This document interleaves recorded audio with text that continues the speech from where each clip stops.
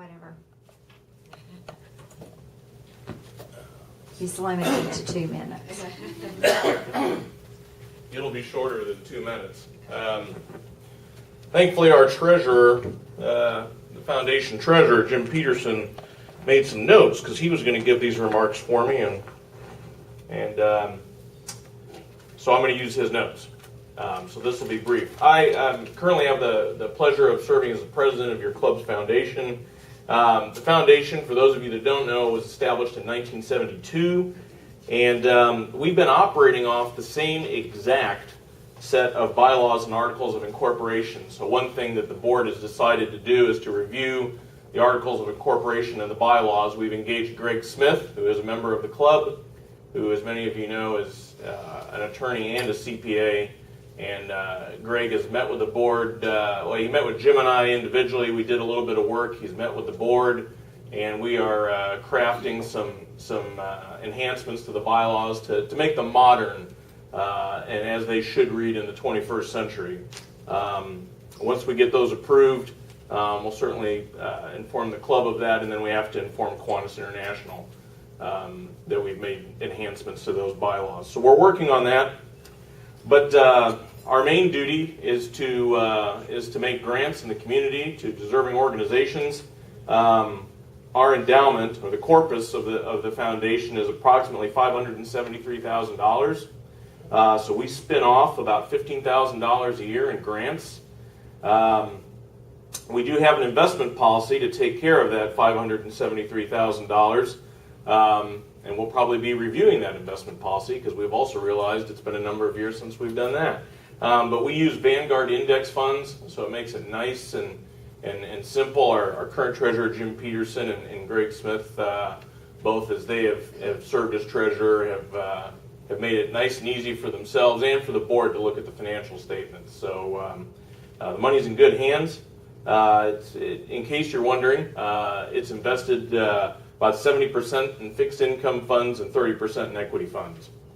All the income is paid out. No income is reinvested. We have a board of directors, and if there are any directors in here, raise your hand. Which directors? Okay, so there's a few of them, Jacob and Jim, Zane, I think it's his left, he's on the board. Directors serve 3-year terms. You can serve 2 3-year terms, and then you must lay out for a period of 3 years before you're eligible to serve on the board again.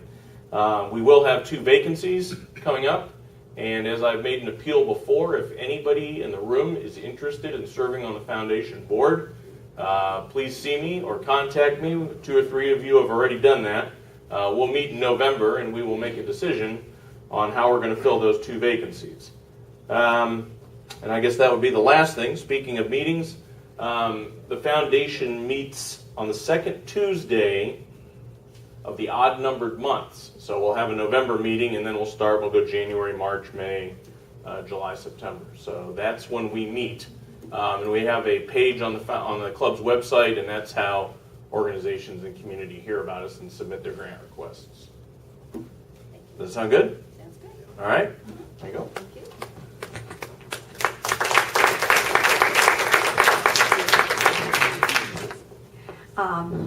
One thing that Jeff didn't say is the money that you give for Happy Dollars go to them. They don't go into our youth services committee. So, and it is really interesting. It's not the right word. I would say fun. It's really fun to be on that board. You get to review the grants and make decisions, and it's really makes you feel good when you've been able to contribute and know that that's going out into the community. Now, I have tried to choose people this week who are not on what you would say a continuing committee, but before I bring up those people, I know that Martin is just chomping at the bit to talk about youth services. So we'll let our youth services committee is the biggest committee that you want to talk about. So many things go on there. And Diane couldn't be here last week when we thought we would do this, so she asked Martin. So I'm just going to go ahead and let Martin tell you about youth services.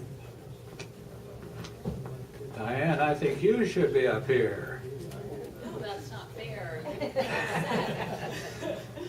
Diane has done a marvelous job. We're working at 1415 this year, and we'll soon be meeting and getting in our next year going. Let's have the first slide.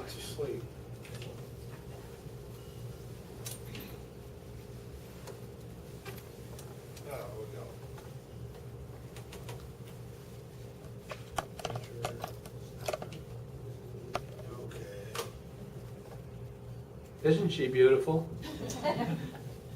Here's the total dollars back in 2002 up until last year. And you can see that it's varied. Let's have the next slide.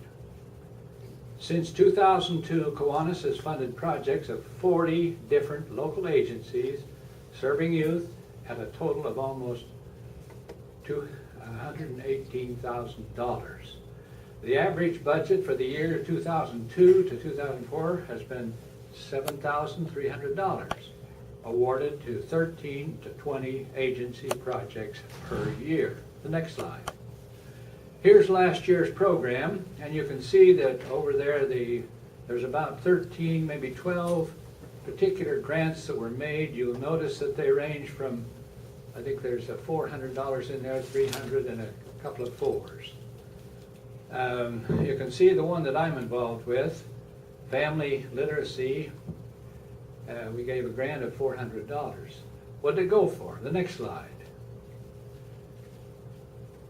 Mission. The mission of Laura's child care program is to provide an engaging, safe, and learning environment where children can prepare for kindergarten, get homework support, and develop English language skills, while their parents attend adult education classes. The parents come in, take the classes, and they bring their children with them. And Laura had enough vision to realize the children needed attention while the people were in their class, so they organized this particular project. It is not funded by any other means other than what they can gather from the various funds they have, and from us. The purpose of the requested funds are 1, 2, 3, 4, and 5. You can see it's learning materials mostly. There is a few things in there for sanitation purposes. Let's take the next slide. Here's the total number of children they have served. These are children, not just attendants. These are children. So you can see that it ranged around 70, 60, somewhere through there. Last year, they got 161. The classes are filling up with the adult students, so obviously the youth are coming in too. One thing that appears here, funds are declining, the need is increasing.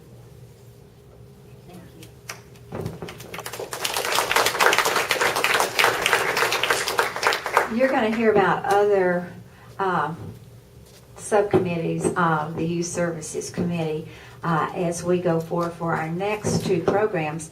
I call them Kiwanis Potpourri and Kiwanis Surprises, and I've talked with Gail a little bit about the surprises.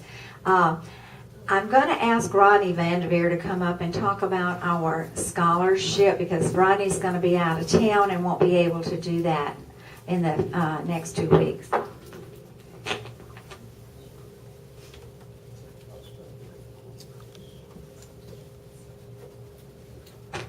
Well, Camilla, thank you for the opportunity. And just a very quick, try to keep this within the 2 minutes we have. November the 13th, 2014, almost a year ago, is when this whole program started. And it was titled the Dr. Sam Postlethwaite Educational Scholarship Application. On that committee, Camilla, Lawson, Janet Answorth, and myself, I believe, were the committee to put it together on the challenge that we put together a $1,000 non-renewable award to go to a current high school senior for academic and technical secondary education. And the reward, we met with Sam Postlethwaite to talk about what he really saw as the guiding principles to that. The first one was the Kiwanian principle was to make students successful and to give back. In that, the student has to express gratitude, also how they become a terrific kid, And in that interviewing process, but also in the application process, with Sam, they have to answer these questions in the application. The committee actually put together an application form for them to fill out, as well as a communication form that we send to the area high school counselors to meet with the students on and encourage them to participate in depth. And we did make our first award last year, I believe, to White. Second We've year. done 2 so far, yes. Each one's a $1,000 scholarship. Here's what I thought was kind of interesting. They have to answer these questions, and these are great questions for all of us. How do you define good citizen and outline your thoughts on the values and benefits of being a good citizen in the community? The second one is, how do you demonstrate leadership in a specific service project organization that you've been involved in? And the third one is, what did you learn from being so involved in the project or the group organization, and how will this impact your future, including your educational future? So the response to those 3 questions, the committee would in fact meet, go over the application process, and make a selection representing you, and they would be awarded a $1,000 scholarship from the foundation, I believe. All right? Questions? From the club. Club, I'm sorry, from the club. Rodney, Yes. we also give a district scholarship that's provided by International. We do the same process, give the forms to the guidance officer. Okay. Then collect the applications and select that individual. And by the way, just to know, we actually struggled with this for several months, putting the whole application together and going back and reviewing it time and time again. Camilla is a grammarian nightmare to me, okay? And she corrects me many, many, many times. So I got to know her really, really well. Thank you. I think on the 25th revision, I promised him there would be no more. That's from many, Roy, you'll appreciate this. It's many years of working in the registrar's office. It has to be right, yeah. I had asked Roy, could you wait just 2 more minutes and let Roy tell you about the 100th anniversary that's going to be coming this year? Since he's going to be taking a bunch of you to Branson, I feel like he needs to have a couple of minutes.